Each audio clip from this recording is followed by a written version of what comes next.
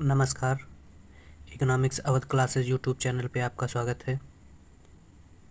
Daily MCQ class के अंतर्गत आज हम लोग अर्थशास्त्र से संबंधित लगभग 25 बहुविकल्पीय प्रश्नों को सॉल्व करेंगे।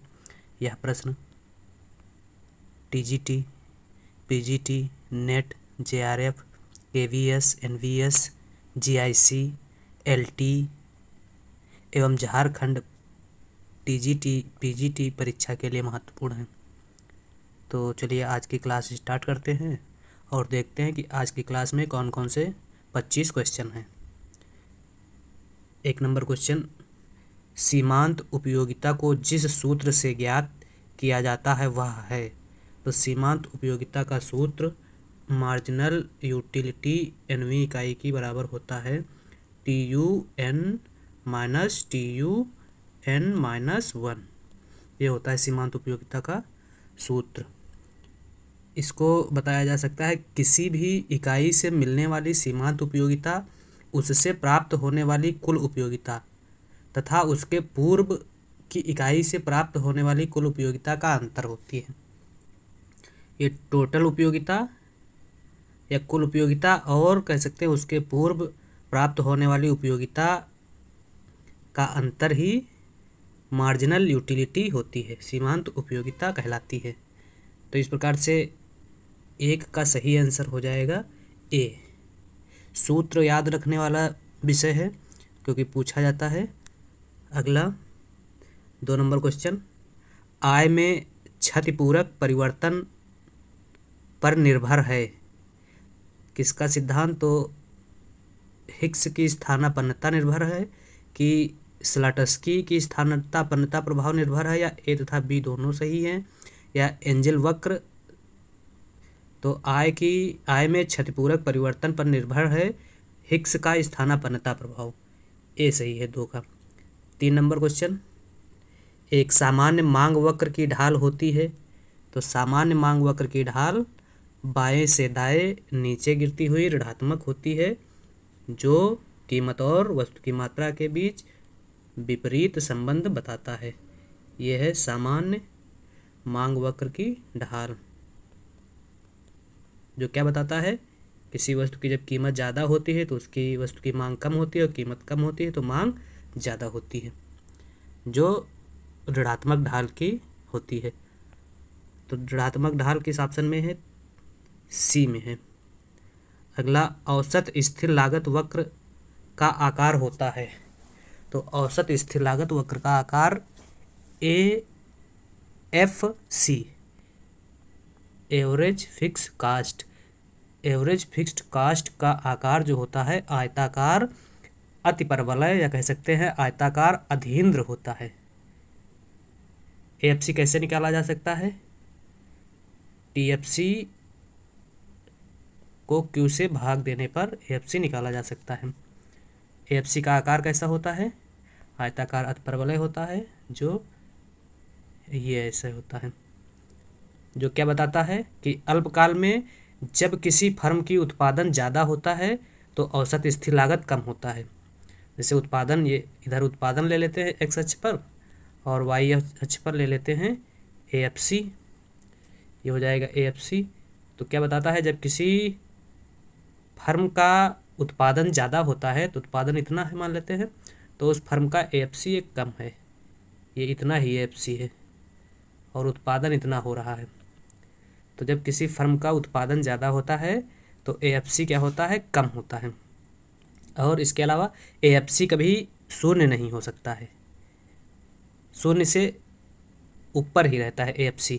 और इसके अलावा AFC कभी x और y अक्ष को स्पर्श नहीं करता है, और इसका आकार तो बता ही दिए हैं कि आयताकार अतिपरवलय होता है। और इस आरेख में या क्वेश्चन में यही पूछा गया है कि औसत स्थिर लागत वक्र का आकार कैसा होता है।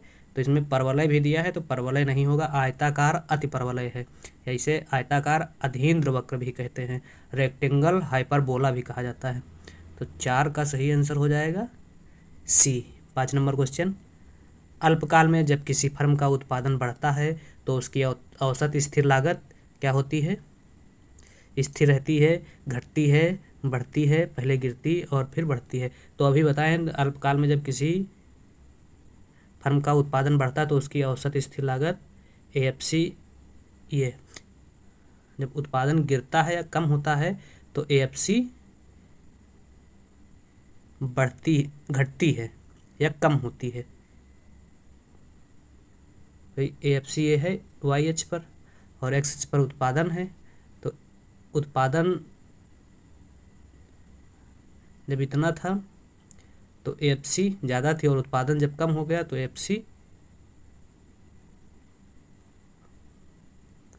बढ़ गई।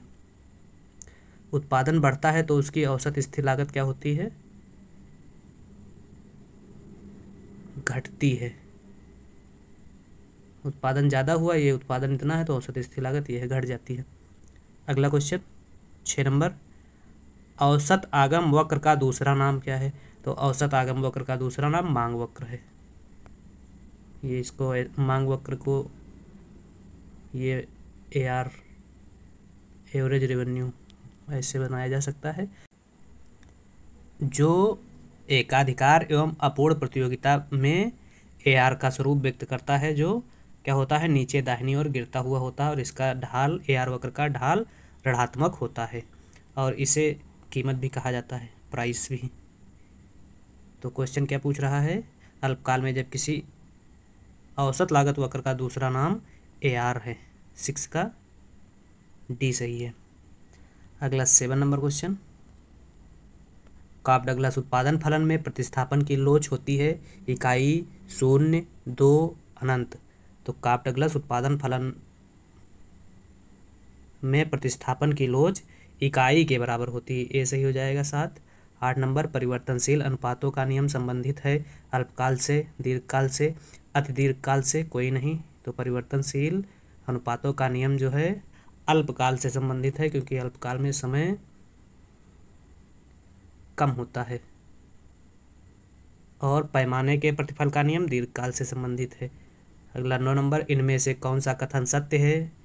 तो कुल आगम बराबर बिक्री इकाइयाँ गुणे सीमांत आगम, कुल आगम बराबर कुल आय माइनस कुल लागत, कुल आगम बराबर बिक्री इकाइयाँ गुणे औसत आगम। तो कुल आगम बराबर बिक्री इकाइयाँ गुणे औसत आगम होता है, या कह सकते हैं बिक्री इकाई गुणे औसत आगम, या कह सकते हैं मूल्य। यदि किसी फर्म द्वारा बता सकते हैं कि 50 इकाई की बिक्री की गई और जिसमें प्रत्येक इकाई की कीमत 10 रुपये रखी गई, तो कुल आगम या TR कितना हो जाएगा? 50 गुणे 10, 500 हो जाएगा। तो इस प्रकार से इसका आंसर सही हो जाएगा, C सही हो जाएगा। अगला 10 नंबर क्वेश्चन, 10 नंबर क्वेश्चन में पूछ रहा है यदि मांग की लोच का मान 3 है, लोच बराबर इलास्टिसिटी 3 दी है, तो औसत आगम AR तथा सीमांत आगम MR में संबंध निम्न में से प्रदर्शित करेगा। तो MR बराबर क्या होता है? लोच दी गई है, 3, E बराबर 3 दी गई है, MR बराबर AR E-1/E, ये सूत्र होता है। तो MR ज्ञात ही करना है, AR कितना है? AR ही रहेगा, E कितना दिया है? 3 मिला है, 3 - 1/3। तो AR ये कितना हो जाएगा? 2/3 और MR बराबर AR 2/3 हो जाएगा, या इसको कह सकते हैं MR बराबर 2/3 AR। यही आंसर दिया है क्वेश्चन आंसर में, विकल्प में, ये 3 नंबर पे दिया है। 10 का C सही हो जाएगा। अगला 11 नंबर क्वेश्चन, कर संग्रहण एवं कर दरों के मध्य संबंध को दर्शाता है। तो कर संग्रहण एवं कर दरों के मध्य जो संबंध है, वह संबंध की बात लैफर वक्र द्वारा की गई है, या प्रोफेसर लैफर द्वारा की गई है, जो कर राजस्व एवं कर दर के बीच संबंध की बात करता है, या कह सकते हैं कर संग्रहण एवं कर दर के बीच संबंध की बात करता है, और जो उल्टे यू आकार का होता है, जिसमें बताया गया है यदि 0% कर लगाया जाता है तो कर संग्रहण न्यूनतम होता है, और अगर 100% कर लगाया जाता है तो कर संग्रहण न्यूनतम होता है। और कर की एक अनुकूलतम दर होती है, उसके बाद कर की दर बढ़ाने पर भी कर राजस्व में कमी आती है। तो अगर ये कर की दर पहले ये टैक्स रेट मान लेते हैं और यहाँ राजस्व मान लेते हैं, एक्स अक्ष पर टैक्स रेट और वाई अक्ष पर रेवेन्यू को ले लेते हैं। तो जब कर की दर ये निर्धारित की गई थी तो कर बढ़ रहा था, कुछ समय तक जैसे जैसे कर की दर बढ़ाई जा रही है कर संग्रहण या कर राजस्व भी बढ़ रहा है। एक स्तर ऐसा आता है कि कर की दर सर्वोच्च स्तर पर हो जाती है, उसके बाद क्या होता है, अगर कर की दर बढ़ाई जा रही है तो कर संग्रहण या कर राजस्व में कमी आती है। ये ऐसा लैफर महोदय द्वारा बताया गया था। तो 11 का सही आंसर सी हो जाएगा। 12, यदि मांग वक्र एक्स अक्ष के समांतर हो तो करापात होगा। तो मांग वक्र जब एक्स अक्ष के समांतर हो, या कह सकते हैं पूर्णतः लोचदार हो, या कह सकते हैं जब मांग वक्र अनंत हो, तो करापात या कर का भाग जो है विक्रेता पर पड़ेगा, विक्रेता पर। इसमें विक्रेता बी ऑप्शन में है, 12 सही है, बी। अगला 13 नंबर क्वेश्चन, सामान्य करारोपण में समानता के सिद्धांत को किसके द्वारा संतुष्ट माना जाता है। करारोपण में समानता के सिद्धांत को किसके द्वारा संतुष्ट माना जाता है। ए एकमुश्त कर, बी प्रतिगामी कर, सी प्रगतिशील कर, डी समानुपातिक कर। तो प्रगतिशील कर द्वारा संतुष्ट माना जाता है, 13 सी सही है। 14 नंबर क्वेश्चन, द प्रिंसिपल किताब का नाम है, 1948 में प्रकाशित हुई, 1848 में प्रकाशित हुई। इसके लेखक कौन हैं। जे.एस. मिल, एडम स्मिथ, पीगू, डाल्टन। तो जे.एस. मिल इस किताब के राइटर हैं, 14 सी सही हो जाएगा। इसके अलावा पीगू की एक किताब का नाम बता दे रहे हैं, द इकोनॉमिक्स ऑफ वेलफेयर, 1920 में लिखी गई, या कह सकते हैं वेलफेयर इकोनॉमिक्स पुस्तक पीगू द्वारा लिखी गई है, एडम स्मिथ द्वारा। एडम स्मिथ अर्थशास्त्र के जनक हैं, इनकी पुस्तक का नाम an inquiry into the causes and wealth of nation है, जो 1776 ईस्वी में प्रकाशित हुई थी।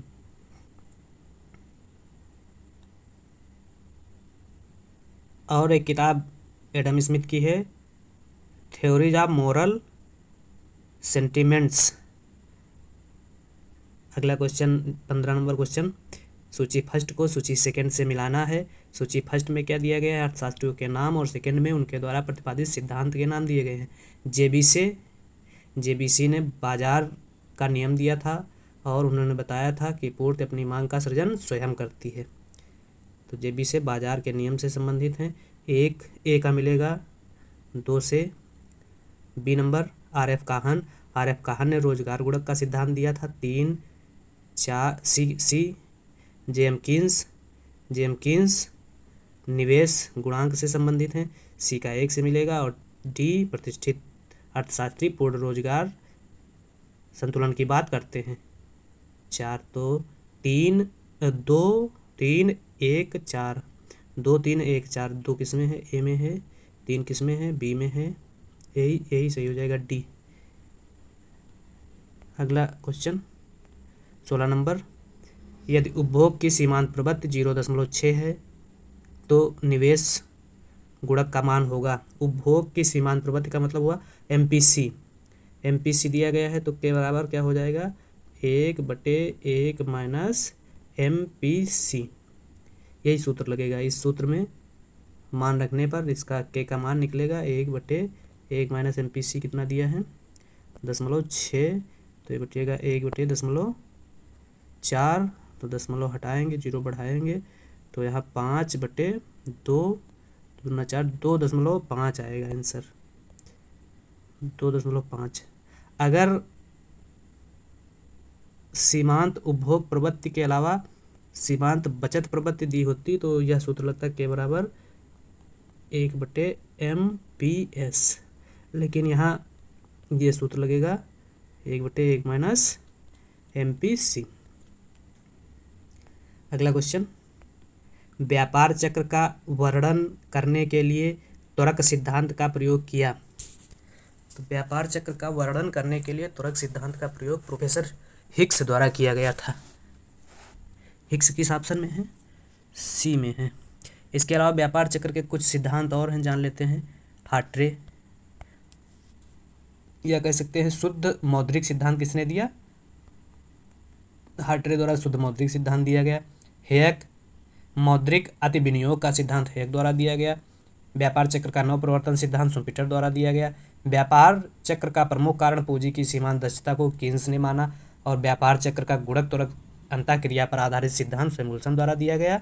इसके अलावा व्यापार चक्र का गुणक त्वरक की अंतःक्रिया पर ही आधारित एक सिद्धांत हिग्स द्वारा दिया गया, जिन्होंने व्यापार चक्रों के उच्चतम और निम्नतम सीमा की बात की। अगला 18 नंबर क्वेश्चन, बजट एक यंत्र है, तो सबको पता होगा बजट एक राजकोषीय नीति का यंत्र है। 19 कर भार के सिद्धांत को दिया पीगू, डाल्टन, मेसफील्ड, कनार्ड। तो कर भार के सिद्धांत को डाल्टन ने दिया था। 19 बी सही है। 20 शून्य आधार बजट की अवधारणा दी गई थी हैंसन, कीन्स, मस्ग्रेव, पीटर पायर। तो शून्य आधारित अवधारणा जो है 1969 में अमेरिका के न्यू हैम्पशायर में पीटर पायर द्वारा दी गई थी, जिसको सर्वप्रथम जॉर्जिया ने लागू किया था। क्या है शून्य आधारित बजट? सभी व्ययों के मदों को शून्य मानते हुए नए सिरे से बजट की घोषणा करना शून्य आधारित बजट है, जिसके प्रतिपादक कह सकते हैं कि पीटर ए पायर हैं। अगला क्वेश्चन, मध्यम कालीन ऋण की समयावधि होती है। तो मध्यमकालीन ऋण की समयावधि 5 वर्ष होती है। 3 प्रकार के ऋणों की बात की गई है। अल्पकालीन कृषि ऋण की है बात, ये अल्पकालीन, मध्यमकालीन और दीर्घकालीन ऋण। अल्पकालीन ऋण जो है 1 वर्ष से कम के होते हैं, और जो अस्थायी कार्य के लिए जैसे जुताई, बुआई, निराई, बीज खरीदना, कीटनाशक खरीदना आदि के लिए किसानों द्वारा लिया जाता है। इसके अलावा मध्यम अवधि के ऋण 5 वर्ष तक के लिए होते हैं, और दीर्घकालीन अवधि जो है 3 से 15 वर्ष तक की अवधि के लिए होते हैं, जिनमें कृषि यंत्र खरीदना और खेती के लिए भूमि खरीदना को रखा गया है। अगला रिकार्डो 22 नंबर क्वेश्चन, रिकार्डो बैरो समतुल्य किससे संबंधित है? तो रिकार्डो बैरो समतुल्य जो है राजकोषीय नीति से संबंधित है। 22 सी सही है। 23 भारत में वित्त आयोग का गठन कौन करता है? भारत में वित्त आयोग का गठन राष्ट्रपति द्वारा किया जाता है, सबको पता होगा। संविधान के किस अनुच्छेद के अंतर्गत? 280 के अंतर्गत। और वित्त आयोग का गठन कितने वर्ष के लिए किया जाता है? 5 वर्ष तक के लिए किया जाता है। वर्तमान में कौन सा वित्त आयोग चल रहा है? तो वर्तमान में 15वां वित्त आयोग चल रहा है, जिसका समय 2020-21 से 2025-26 निर्धारित किया गया है। और वर्तमान में जो 15वां वित्त आयोग है, इसके अध्यक्ष NK सिंह या कह सकते हैं नंद कुमार सिंह हैं। पहला वित्त आयोग 1952 से 57 तक चला था, और इसके अध्यक्ष KC नियोगी जी थे। अगला क्वेश्चन क्या है? 24 BDK प्रमेय संबंधित है सार्वजनिक ऋण के वर्गीकरण से, सार्वजनिक ऋण के भार से, सार्वजनिक ऋण के प्रबंधन से, सार्वजनिक ऋण के शोधन से। तो BDK जो है सार्वजनिक ऋण के भार से संबंधित है। 24 बी सही है। 25 निम्न चित्र में लोच है, कैसी किस प्रकार की लोच है या क्या है? पूर्णतया लोचदार मांग वक्र है। पूर्णतया लोचदार मांग वक्र परफेक्ट कंपटीशन में पाया जाता है, जिसकी लोच कैसी होती है? अनंत होती है। तो अनंत किस ऑप्शन में है? ए में नहीं है, बी में नहीं है, सी में नहीं है, डी में है। 25 का डी सही है। इस प्रकार से आज की क्लास में हम लोगों ने 25 बहुविकल्पी प्रश्नों को सॉल्व किया विध व्याख्या के साथ।